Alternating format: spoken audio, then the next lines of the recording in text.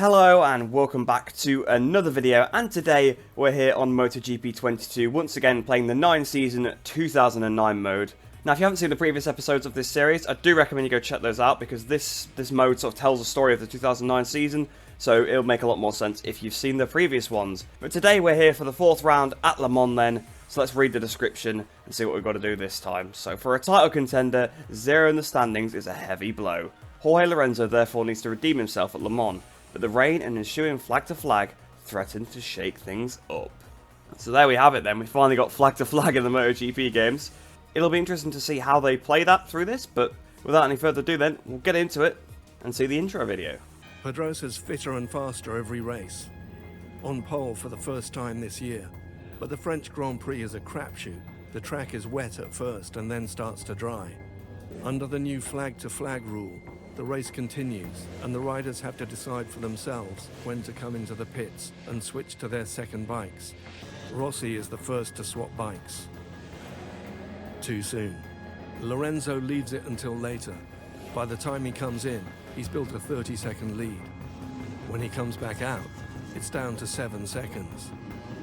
The track's still damp. Nerves of steel required. The track's improving. Everybody's going faster. And they're getting closer. Time to push. Focus. Feel the limit. Keep it smooth. And go. So then, it does seem like we're not going to actually get to do the flag to flag, which to be honest I was expecting. I didn't think it would actually be in the game. It's after the flag to flag. Valentino's gone down. We're playing as Lorenzo. Melandri is actually in second place. And our objectives for this one are to win, but to win by 5.3 seconds. So this could be quite difficult, because once again, got to get back used to these 800 bikes. That's always the challenge on these. Although I think winning the race should be fairly simple. I can't see myself losing 5 seconds to Melandri on the Hayate. But getting that gap, that'll be tough. One thing I actually did just forget though is that the AI actually are really bad at this track, aren't they? If we remember back to career mode, so we actually should be able to do it. I made a big mistake at the chicane, which just lost me about a second. So that does kind of suck. If I just do a decent lap, I should hopefully be able to actually put that gap up to 5.3. We'll see. We'll see though. So the gap is currently 4.4, so yeah, I've got to find a good second on him, so that is actually going to be quite hard. Right, so we've got the gap up to 5.3 already. I've just got to not do what I've done the previous lap and make a huge mistake at the chicane. Did it much better on this occasion. So provided I don't make a mistake before the end, this will be the first challenge we've probably completed first try with the objectives. Whilst trying to get used to the bike, I think it does help that the AI are going to be terrible at this circuit, so I think all of the challenges we have to do this time are going to be a lot easier, just purely down to that fact that the AI have no pace at the circuit. There we go then, 5.7 seconds as we come up towards the line. That's more than 5.3, so that's the first challenge absolutely smashed.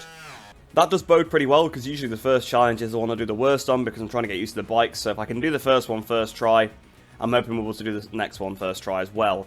But let's head into the next episode then, and see who we've got to play as. Rossi switched to slicks on lap 6 and crashed. 1 lap later, Melandri makes the change. Back on the track, you're down in 11th place. Can you get to second in the next 7 laps? So then, a different bike this time on the Hayate, playing as Marco Melandri. So let's be nice to see how this compares to the other bikes we've been playing as. It doesn't feel as good immediately, I could feel that, but again, I think that's down to the fuel. Sorry if there's background noise there. Not much I can do, I've ran a bit wide in there, that's not great. But fortunately, we actually have 7 laps to do this. So, that's good. I'm hoping that oh, that actually counted as one of my passes per lap, so we've already lost the second objective. It's a bit unfair, because we only had a few corners on that lap to pull a pass. But this one should be quite interesting then, because we've got to make a lot of overtakes. Yeah, either it's the fuel, having a lot more fuel on the bike. I've just picked up a challenge this morning, that's great. But yeah, it's either having more fuel on the bike, or the fact this bike is heavy and understeery, because it does not turn in like the Yamaha whatsoever. Now, I keep questioning that in these challenges, because we jump all around the fuel ranges quite constantly, so you actually get a direct back-to-back, whereas usually in the MotoGP games, the fuel load doesn't make a difference, so it would be interesting to see if they've actually done that for this mode. But here we are, we've got a good run on Canepa. We might have to pass him down towards Garage there, potentially, on the brakes. He's got it in pretty nicely there. I'm not going to go for anything too risky. We'll see if we can get him out of here, maybe into the chicane, because I know they brake super early into the chicane. It does help that I've already played this track in career mode, so I kind of know what to expect. Whereas obviously a couple episodes ago in Motegi I hadn't, so I didn't really know. Here we go around the outside. We touched the grass a bit on the way in there. That was close. We've got the move on Canepa done then. We're up to 10th place now. Next up's Colin Edwards. That is one hell of a train in front of us. So there we are then closing up to the back of Edwards. And we do know in this game, the train of AI is one of the most dangerous things you can come across. Because if I try and make a pass on one rider, like I try and pass Edwards, and then I have to wait a couple of corners to try and pass De Angelis, Edwards will already have ran me out the way twice. So this is going to be difficult purely because of that, but I think we've got plenty of laps to do. We can probably make a couple passes on some of these laps, and we don't have to just stick to one. Whereas obviously it was easier just to pass Canepa on his own. We should be able to get Edwards in a similar move to Canepa. But I'd rather not have to go down the outside again. In fact, we've got the run on him already. Out of garage there. I'm on the inside. I've just got to be careful I don't catch too much up to De Angelis. So I'm going to have to brake a little bit earlier than potentially would have wanted to. But it's better to play it safe. Hopefully Edwards doesn't come back up the inside. There we go. So we've passed Edwards. Up to 9th place. Then next up is Alex De Angelis. Then it's Tony Elias. And then I'm not sure who it is in front of him. I think it's Jibber now, maybe. Oh, up the inside goes Colin, I told you. Although that was my own fault, because I did a pretty bad sector there. And I'm going to pick up another Charlie Mix warning. Wow. I'm not getting on with this Hayate very well. It is like a truck. So through turn 1, we're closing up on De Angelis. Come on! What a move! What a move that was. Oh, we've lost the position. Don't give me another Charlie Mix warning. There we go. So that was a bit optimistic. I thought I was got that done then. If I was on the Yamaha, I reckon I'd have got that stopped. It's just this Hayate. It's so heavy. It doesn't turn in at all. Although I have been told that apparently, since the patch that came out the other day, the physics are slightly different. So whether it's adjusted the 800s, I don't really know. Because I didn't really get a good feel of the Lorenzo one, because I was just out on my own. So I could just sort of take my own lines. I wasn't trying to pass anybody. Oh, we're closing up so much to De Angelis. Oh, almost hit him up the back there to garage there. That took some skill to avoid. Can we get him on the exit garage there, though? Because, oh, I lost the front there. The rear on that curb just completely lifted the front off the ground. That was some scary stuff. We should be able to pass De Angelis into this chicane. And maybe Elias as well? No, not quite. So it just seems like we're making a pass into the chicane every lap. But I don't think that's going to be enough at this rate. I'm going to have to get a bit more aggressive, get my elbows out. It's actually Takahashi in 6th place, which is interesting. I've got to get all the way up to 2nd place. And I'm currently in 8th. And I'm already on lap nearly 5 of the challenge, so I've only got a couple laps to go, so I'm going to have to pick up the aggression. And here we are in the slipstream of Elias. Should be able to pass him into turn 1. And if we could try and catch up to Takahashi through the exit of that corner, he's going to try and hang it through. I think I've passed Elias. The front was gone then again into that corner. Well, we actually managed to not go off the track this time, so that helps. So we're right on the back of Takahashi. Maybe we could pass Takahashi down here. Oh, it's losing the rear. And then next up's Hayden, then it's a Suzuki, then it's Stoner, and then it's Dovey a little bit up the road. Looking at the inside into Museum. I'm really looking. Not quite going to be able to pull that one off. He's a bit wide though. Might be able to get the cut back. I'm a bit cautious of that curb, even though I was riding all over it. Tell you what, it's difficult to get your way through a train of AI, even though we know how much slower they are over a lap. It's not the easiest to make a pass on these bikes, just because to try and extend the braking zones is quite difficult. But he's done a big mistake there, has Takahashi. Big wheelie, we should be able to get him down into the chicane. That puts it to 6th place. Next up's Nicky Hayden then. We are going to have to really get a move on, because we're about to be on to the penultimate lap. So we've got basically 2 laps to pass 4 people. And so far, I've gone from like 11th to 6th in about 7. Yeah, basically like 6 laps, or 5 laps. So 5 laps have passed about, what, 5 people? Now I've got past 4 people in 2 laps. This is going to be pretty tricky. We're closing up on Nicky. I'm on the outside curb. That's dangerous. Round the outside of Nicky we go, though. Can we get Chris as well? Oh, no. Once again, we're not going to get that one stopped quite, are we? Chris hangs it around the outside. I've still got the inside, though. Can we get him down towards La Chapelle? Because that would be, yes. What a move.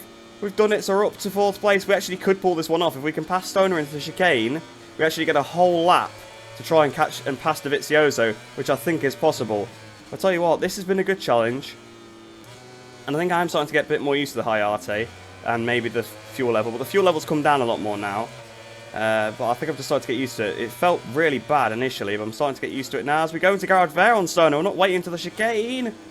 You think I wouldn't be surprised when I've chose to let the brake off. I'm surprised that we're gaining that much, but I sometimes underestimate how bad they are. So we really are finding our stride now, because that's 3 on this lap.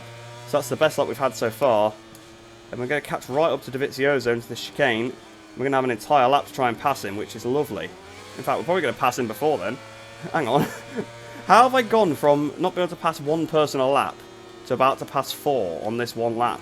That is absolutely ridiculous. Well, I can pull it out when it matters then, apparently. We're all over the back of Dovi now. Down towards the penultimate turn. We're not actually quite able to get Dovi, it seems. Or maybe we are. Into the last corner at the inside of Dovi. He's going to try to hang it around the outside, though. Yeah, Dovi's going to just keep it to the line. But we've got one more lap to try and pass him. And, well, I think we're going to do that quite easily by the looks of it. Put the inside. There we go. We've passed Dovi up to second place. Can we catch Lorenzo? Oh, no. I'm going to go for a hot dog. That's where I've gone. Right, so that's actually made this a bit more difficult. So rejoining just behind Dovi, but again, we've still got a whole lap to pass him, so it's not the end of the world. But yeah, it's definitely the brakes on these 800s are more difficult to ride, just the lack of engine braking, really. Makes it quite difficult to actually make a pass stick. But there we go, the inside to Museum on Dovizioso. And again, I've missed my trajectory a little bit. And Dovi's on the inside, but I've lent on him a bit. There we go, we've got past Dovi. That should be it done now. That should be challenge complete. It's a shame, though, that very first lap actually counted towards that perform at least one pass per lap thing, because if we hadn't, we actually would have done that, because if that lap didn't count, we passed a rider on every single lap, so that is a bit of a shame, because we didn't get very long to try and pass Canepa there. So coming into the last corner then, that's 2 challenges from 2 completed on the first try, and that is by far the longest challenge yet, 7 laps. That was good fun, that. I'm quite disappointed to have not got that secondary objective, because that means yet another one we've got to come back to when I finally do this episode to go through and get them, but obviously that'll be at the end of the series. I think that one will be quite a fun one, but this was a fun challenge, to be honest. I did quite enjoy this challenge, to be completely honest. The Hayate was a bit difficult to handle, but once I got used to it, I didn't make too many mistakes, except on the last lap I decided to start running hot everywhere again, but it didn't really matter in the end. We managed to still secure the position. So I head into that final episode now and see who we've got to play as. First thing, stay on the bike. You don't want to get hurt again. The track's drying out. Feel the grip. You can go faster. Your teammate Dovizioso is up ahead. The gap is 6 seconds. 8 laps to go. It's always satisfying beating your teammate. Can you catch him and take 3rd place? Okay, so I was just saying that was the longest challenge we've ever had, 7 laps. We now have 8. So they've decided to up the number of laps here quite a bit, haven't they? We've got to catch him past Dovi then, and put half a second into him. We've got 5 seconds to catch, and we're going to have 7 laps if we're being realistic to do it, because we're about to finish this one. That should be pretty achievable, I would have thought, but I can't imagine you'll hear too much from me, because there's not really a lot to commentate on when you're this far away from all the other AI.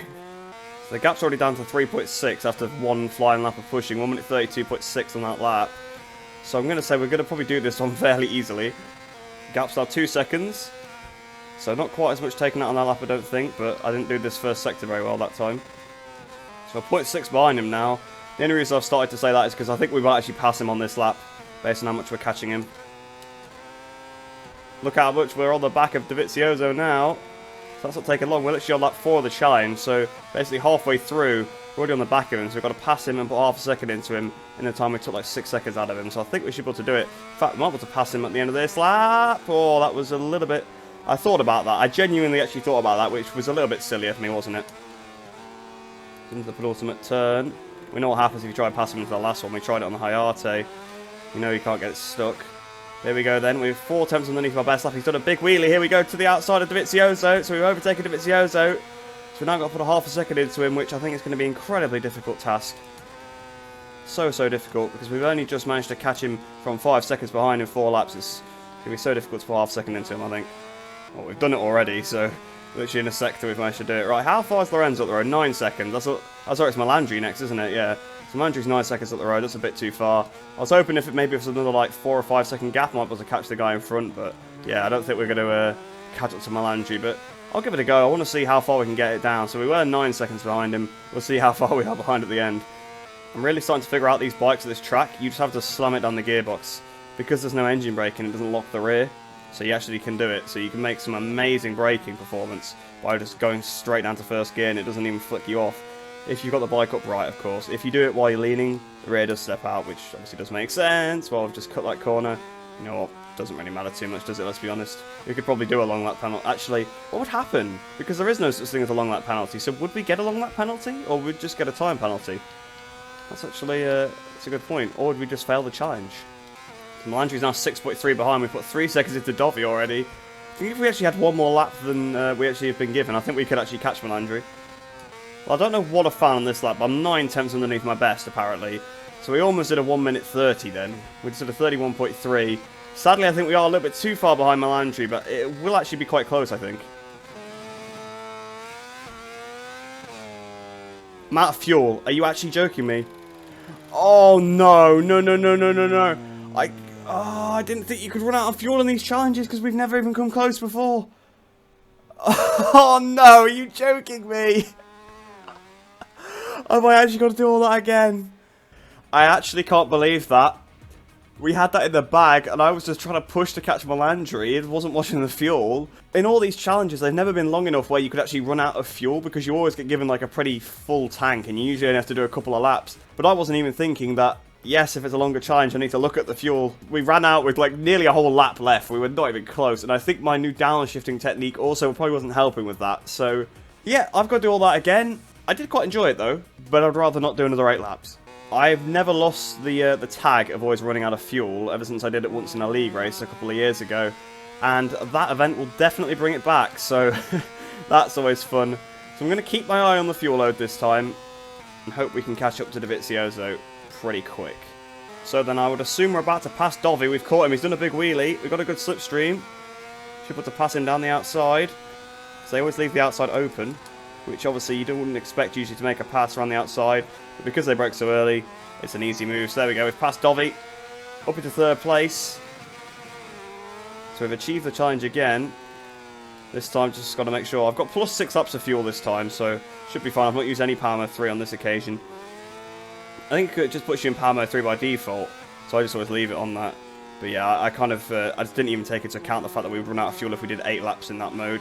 We've already put the half second into him effectively before we even started this lap, whereas I think this is where we were passing him last time. So a half a second ahead.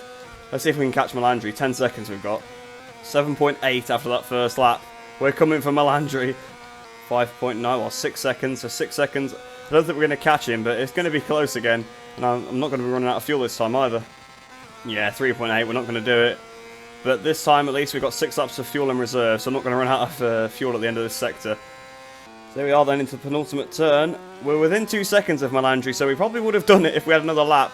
But not quite, they're not towards the line. We've absolutely gapped Dovi 8.8 seconds when we only needed half a second.